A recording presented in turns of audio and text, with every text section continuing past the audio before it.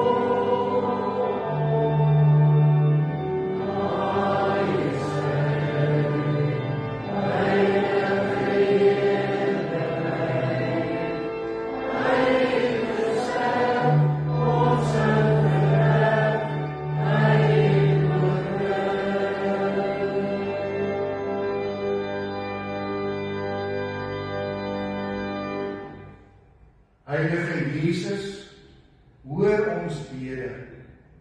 Hervorm ons hart, ons krag, ons rede. Maak ons al meer die beeld gelyk. Vorm ons wil en ook ons wandel, dat in ons denke, spreuke, handel en alles slegs u beeld sal blyk.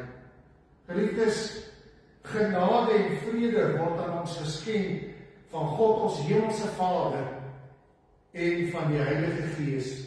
Amen.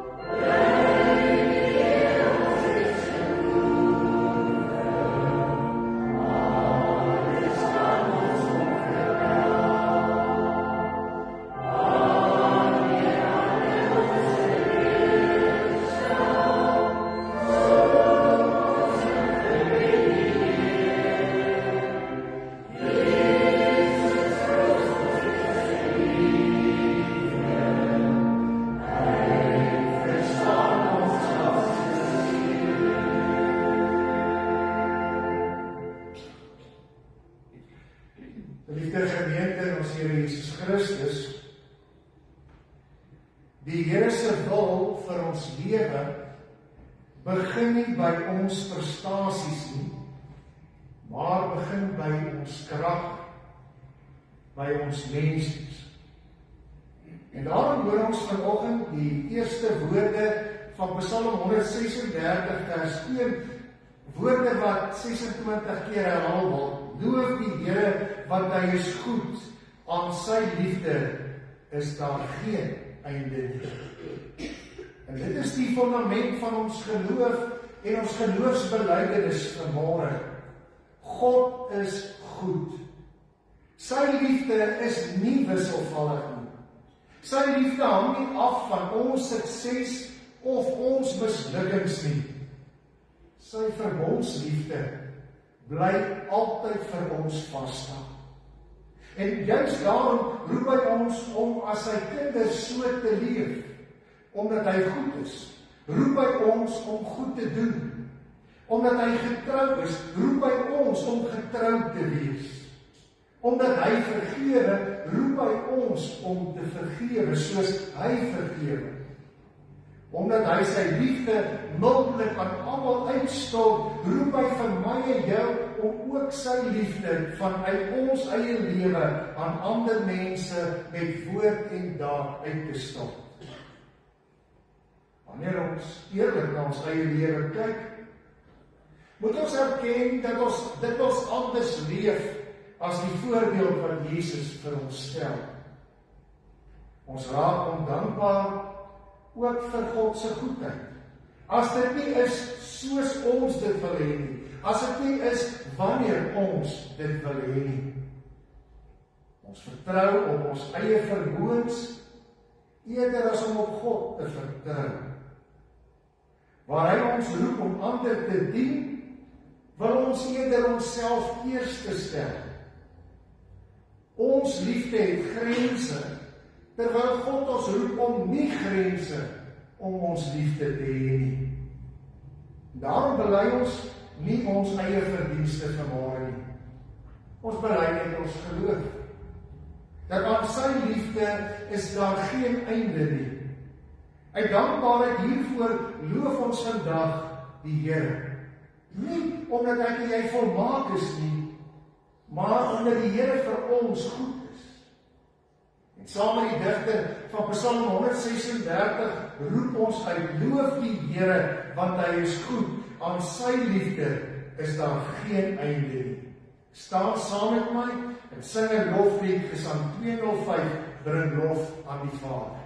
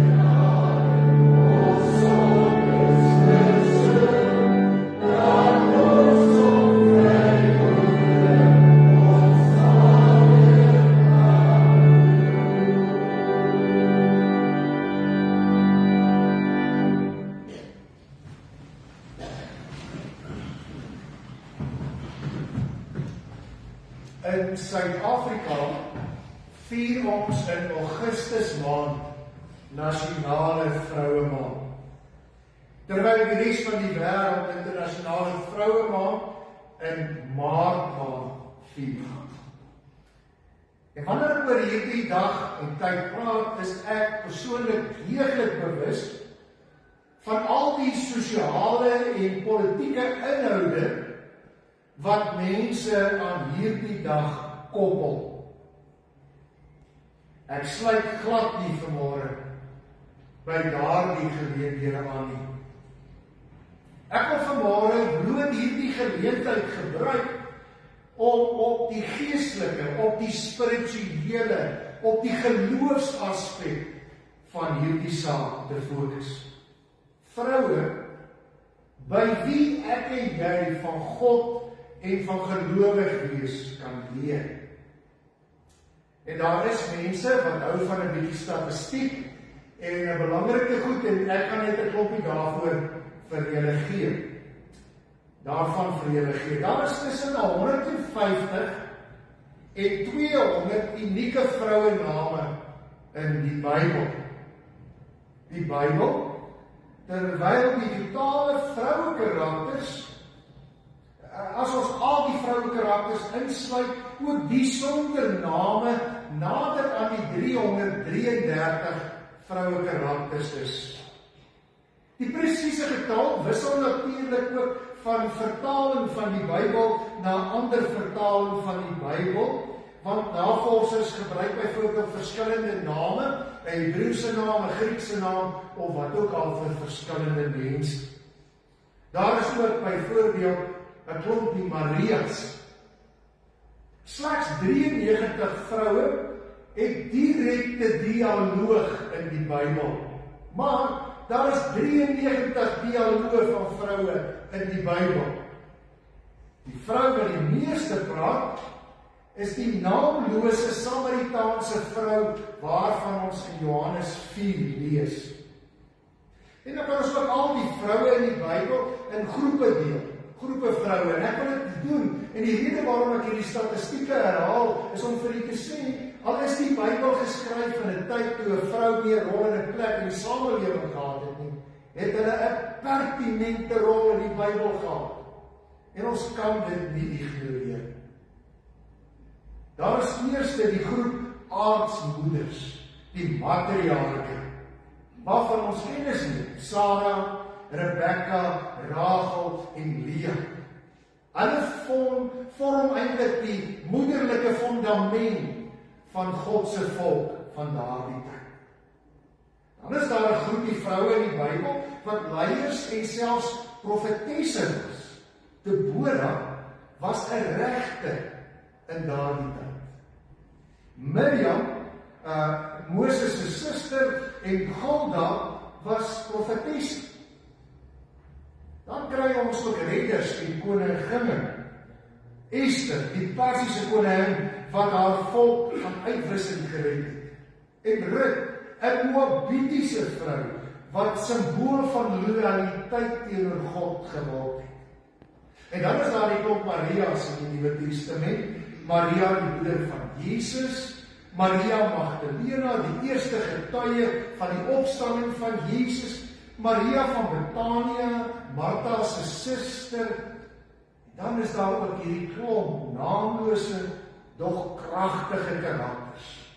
Die vrou van Lot, die vrou van Potifar, die ryk vrou van Sunem. Vandag lees ons in die Lukas Evangelie van 'n vrou by die naam van Anna. Wie was Anna? En wat kan ons van Anna leer? Lees saam met my in Lukas 2, vers 36 tot 40, en as ek klaar gelees het, gaan ons spontaan oor na die liedere wat ons sing. Dis dieselfde lied, maar as 2 versies wat ons sal sing. Daar was ook 'n profetes, 'n dogter van Fanuel uit die stam Aser. Sy was al baie oud. Hoor nou net 'n bietjie, want ons het baie dit ons die verskoning. Ons is nou al te oud, ons kan nie meer vir die Here werk nie. Hier kry ons 'n voorbeeld. Sy was al baie oud. As jong vrou was sy 7 jaar getroud en na haar man se dood het sy 'n weduwee gebly. Sy was nou al 84 jaar oud. Sy het nie van die tempel af weggebly nie en het God dag en nag gedien deur te vas en te bid. En juist op daardie oomblik het sy nader gekom en God gedank oor die kindjie gepraat met almal wat na die verlossing van Jerusalem uitgesien het. Toe Josef van alles nagekom het, wat die wet van die Here voorskryf, het hulle na Galilea toe teruggegaan, na hulle eie dorp Nasaret. Die kindjie het gegroei en sterk geword en hy was vol wysheid en die genade van God was op hom.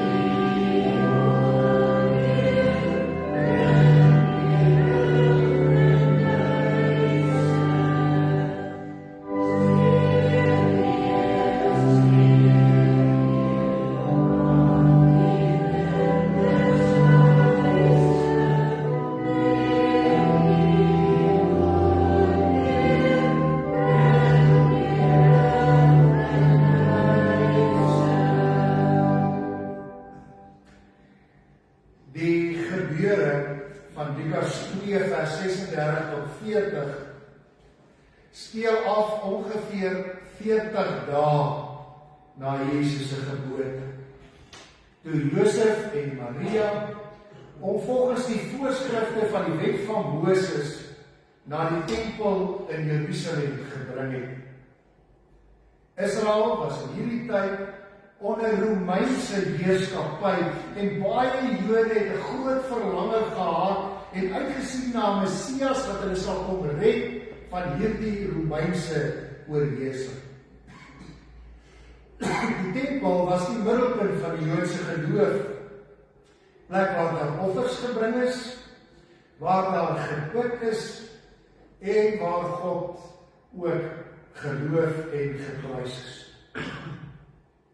En in hierdie tyd wat Jesus se ma en pa nou daar na die tempel toe bring, 40 dae is oud, is daar 2 bejaarde gelowiges, Simeon en Anna, wat al jare lank in die tempel op die vervulling van God se belofte wag. Hoor jy, jare lank wag. Hierdie oom en hierdie tannie leer ons om geduldig te wag op God, selfs as dit jare lank moet wees. Anders as die politieke en die godsdienstige leiers van daardie tyd erken hulle dat hierdie baba Jesus die lang verwagte verlosser is. Omdat hulle so gefokus op God was, kon hulle Jesus erken as die verlosser. En Lukas plaas hierdie gebeure in die begin van sy evangelie om te wys dat God se nuwe tydperk aangebreek het. En God se nuwe tydperk breek nie aan met 'n groot militêre leier, met 'n kragtige politieke leier wat kan praat in die spoegspat nie. Sy nuwe tyd breek aan met 'n beskeie oom en tannie. Nederig, gelowige mens wat 'n oop oog en 'n oop hart vir God se saak gehad het. Nasionale Vrouemaand gee ons die geleentheid om ons ore en ons oë nie uit te leen aan die sosiale en politieke gewin rondom Vrouedag nie, maar om in die eerste plek die geloofsgoed te kan raak sien. Sommige van hierdie vroue wat ons by verby kyk, so Sarah, Rut, Esther en Maria, wil eintlik vir ons besondere dinge leer. Wanneer ons na Anna kyk, wat net 5 versies in die Bybel beslaan, sien ons een van die mooiste geloofsgetuienisse van 'n gelowige. gaan lees dit weer in Lukas 9. Ek droom daarvan, dat daar eendag aan die einde van my aardse lewe in die kerk 'n huldeblyk sal wees en dat daar so oor my getuig sal word, soos oor hierdie tannie Anna. Wanneer ons na tannie Anna kyk, ontdek ons dat God nie mense onthou omdat hulle beroemd is nie. God onthou mense omdat hulle getrou is in die geloof, omdat hulle vasbyt, omdat hulle aanhou, omdat hulle deurdruk en nie ophou en opgee nie. Lukas vertel vir ons dat Anna 'n profetes was. Sy het geprofeteer, sy het vertel van God, die dogter van Faniel uit die stam Aser. Ons sou kon sê, sy is 'n regtig missionaar. Sy is 'n sendeling. Sy verkondig. Hierdie besonderhede klink vir ons onbelangrik. Die feit dat daar gesê word via plaaslyk wat 'n stam is dit, maar dit was vir daardie tyd 'n aanduiding dat hierdie persoon nie 'n fiktiewe persoon is nie. Dis nie 'n karakter wat opgemaak is in 'n storie nie. Hierdie tannie Anna het regtig 'n pa en hierdie tannie Anna behoort regtig aan 'n stam uit die volke. Maar dit wys haar mensheid ook. Sy was ongeveer 84 jaar oud. En in die tyd waarin hierdie gedeelte geskryf is, was die gemiddelde lewensverwagting, hoor mooi, van mense 40 tot miskien 45. Dit was die gemiddelde verwagting. Die gemiddelde mense het voor die ouderdom van 40 en 45 gesterf of daar rondom. En sy word 84 jaar oud. Dit was uitsonderlik. Sy was net 7 jaar getroud toe haar man sterf, toe haar versorging sterf. En daarna het sy waarskynlik meer as 60 jaar lang as 'n weduwee in 'n wêreld oorleef deur aan haar geloof vasstel. Ons moet fyn oplet dat Lukas haar nie as 'n slagoffer beskryf nie. Lukas beskryf nie wat sy nie het nie en wat sy graag sou wou hê nie. Lukas beskryf wat God reeds in haar hand geplaas het. Hy beskryf haar nie deur haar verliese nie. Hy beskryf haar nie deur haar swaar kry nie, deur wat sy nie het nie, maar deur haar verhouding met God. Hoe beskryf ons 'n ander mens? Baie dikwels oor wat hulle het en nie het nie. Hier leer ons 'n kosbare les, dat ons as gelowiges iemand moet beskryf in terme van hulle verhouding met God. Ons leef in 'n wêreld waar mense maklik geëtiketeer word. Iemand word die weduwee genoem, die siek persoon, die afgetrede, die alleenstaande, die ou mens. Maar God kyk anders. Hy sien 'n gelowige vrou na. Lukas sê, hoor mooi sê hy van haar, dit kan ons eie redes en verskonings. Sy het nooit die tempel verlaat nie, maar God dag en nag met vas en gebede gedien. Hier lê die hart van Anna, van wie sy is. Sy was gereeld in die tempel van God. Sy het gereeld gevas, 'n gebruik van daardie tyd. Sy het gereeld gebid, 'n geloofsgewoonte. Ons weet eintlik niks anders van haar nie. Ons lees nie van die groot wonderwerke wat sy gedoen het nie. Ons lees nie van hoe sy mense beïnvloed het en daar groot skades toegespreek het nie. Ons lees net van hierdie stil oomblik tussen haar en Jesus se ouers daar in die tempel.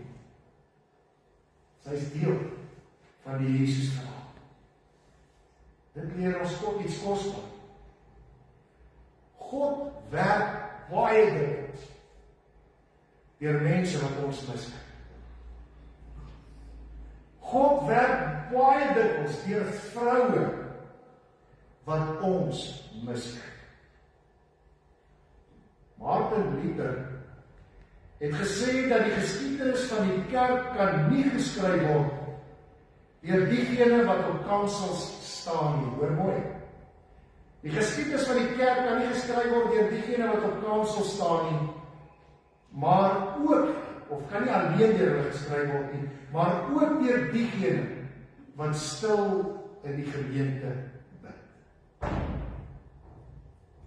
Daar mense wat ons nie raak sien, wat bid vir vanmôre se erediens, wat bid vir iemand in die gemeente wat deur 'n swaar tyd gaan met beproewing of siekte of wat ook, wat bid dat die gemeente die bediening sal vorentoe gaan. Daarom was gebed vir Martin Luther baie belangrik, en julle sal onthou ek het laasweek ook uit Martin Luther se gebedslewe uit aangehaal en gesê, Martin en Luther het gesê, vandag so 'n besige dag, dat vandag sal hy dit 3 ure lank bid. Want hoe besiger Martin Luther geword het, hoe meer het hy gebid. Ons sien dieselfde tyd aan die ander. Gebed was nie iets wat sy gedoen het wanneer sy daarvoor tyd gehad het nie. Gebed was haar hele lewe. Gebed is nie net woorde wat ons spreek nie. Gebed is ook die manier waarop ek en jy lewe. Dit beteken gebed is ook ons gedagtes. Gebed is ook ons vreugdes. Gebed is ook ons pyn. Gebed is ook elke vraag wat ons na God toe bring. Ook dit beskryf dan die Anna se lewe. Haar lewe was nie onmoontlik gevul met pyn. Sy het haar man vroeg verloor en die manier van oorleef in die wêreld van daardie tyd.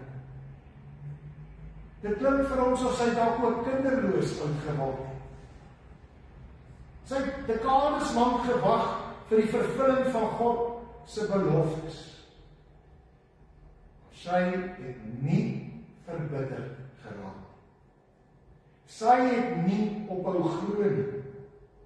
Sy het aanhou wag. Johannes Calvin sluit ook hierby aan. Calvin skryf dat ware geloof nie beteken dat ons alles reeds ontvang het nie. Hoor ons dit mooi. Ware geloof beteken nie ons het alles al gekry wat ons wil hê nie. Maar ware geloof beteken dat ons God vertrou terwyl ons nog wag. Geduld was volgens Calvin een van die belangrikste vrugte van gelowiges.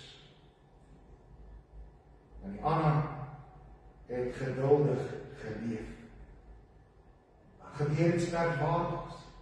Josef en Maria bring vir Jesus 'n klein ou babatjie tempel toe. Die meeste mense sien nie eers hierdie egpaar met hierdie babatjie raak nie. Anna, gefokus, 'n gebedslewe op God, besef dit is die Messias. Waarom? Want haar fokus was op die Here, op God se wil. Anna was een van daardie gelowiges wat hulle hele lewe lank na die nuwe toekoms van God gewag het. En daarom kon sy Jesus herken toe hy verskyn, was sy geestelik wakker. Dit laat 'n mens, dit laat my wonder, hoeveel kere God vandag in ons lewe aan die werk is, maar ons dit so maklik miskyk, omdat ons so besig is met ons eie dinge. Anna sorg dat sy tyd sal met God deurbring. Lukas sê, sy het God geloof en met almal wat uitgesien het na die verlossing van Jerusalem oor hierdie ding begin praat. Sy hou ook die goeie nuus vir haarself. Augustinus het eenmaal gesê dat die hart wat deur God aangeraak word eenvoudig nie kan stil bly nie. Dat jy kan eenvoudig nie stil bly. Dit sien ons by Anna. Sy, 'n bejaarde vrou, word een van die eerste evangeliste in Lukas se evangelie. Die eerste persoon wat as Simeon openlik oor Jesus getuig, is nie 'n priester of 'n skrifgeleerde nie, of 'n belangrike politieke figuur nie. Dis 'n bejaarde weduwee. Wat 'n boodskap vir ons in vroue maand. God sal vroue gebruik. Jong vroue, maar ook ouer vroue. Invloedryke vroue, maar ook hulle wat stil in hulle gang gaan. Ook mense wat die wêreld as baie onbelangrik, arm of nietig beskou. Ook mense wat self dink dat hulle beste jare verby is. Maar die koninkryk van God werk anders. Want die Anna herinner ons dat 'n mens nooit te oud is om deur God gebruik te word nie. En daarom kan ons ook vanmôre sê dat 'n mens ook nooit te jonk is om deur God gebruik te word. Miskien is dit haar grootste nalatenskap. Sy wys vir ons dat getrouheid belangriker is as bekendheid. Dat gebed belangriker is as prestasies. Dat volharding sterker is as teleurstelling. Dat wagtyd nooit verlore tyd is wanneer jy in God daarop wag. Terwyl ons vroue maand vier, dink ons met dankbaarheid aan Tannie Anna en al die Tannie Annas in ons lewe. Die vroue wat vir jare lank al getrou bid. Die vroue wat ons bemoedig. Die vroue wat stil dien sonder om erkenning te soek.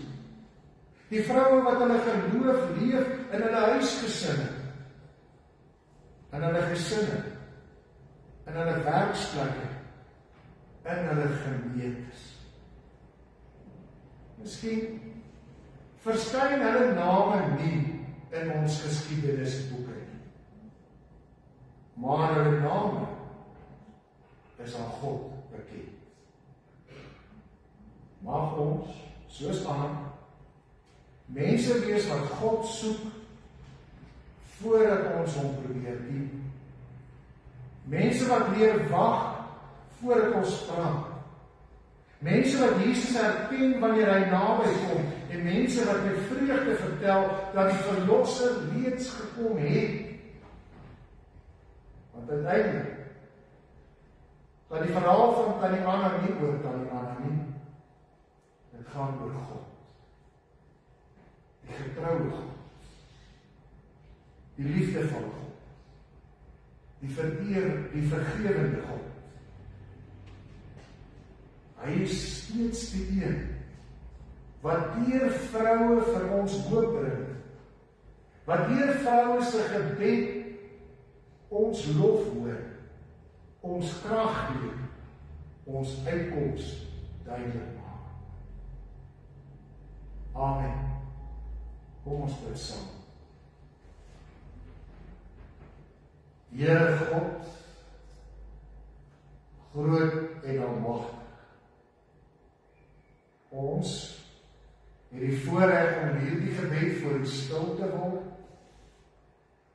as te ware aan die voete te sit, saam met U deur die woord te lees, waar ons leer van die lewe, van gelowiges. Vanmôre is die karakter 'n vrou, 'n bejaarde weduwee, wat U gebruik stilletjies. Nie met groot fanfare nie, daar het 'n trompet geskal gekom voordat sy begin praat het nie. Daar was nie 'n liturgie om haar woorde nie, daar was net getuienis. Here, dankie dat U 'n almagtige God is wat ook in en deur vroue gewerk het en nog altyd sal werk. Laat ons dit raak sien. Laat ons dit erken. Laat ons dit vier in 'n wêreld waar mense so graag belangrik wil wees. Dankie. Alles wat U vir elke een van ons gedoen het. Deur die hart, deur die gebede, deur die hande van 'n vrou.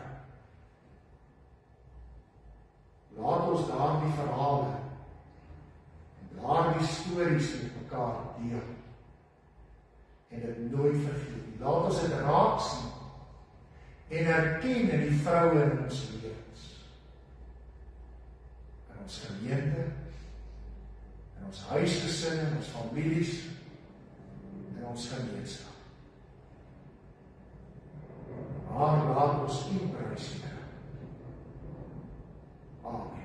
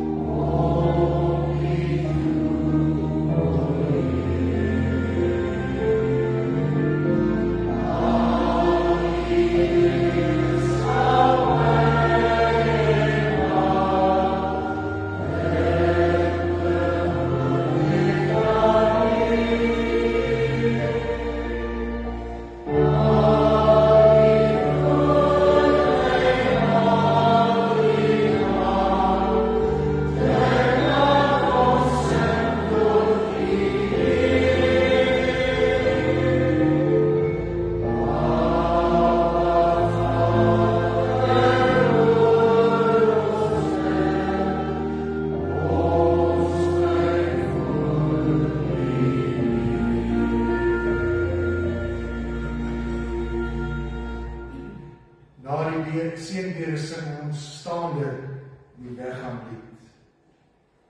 Here, gee vandag ons dagse brood.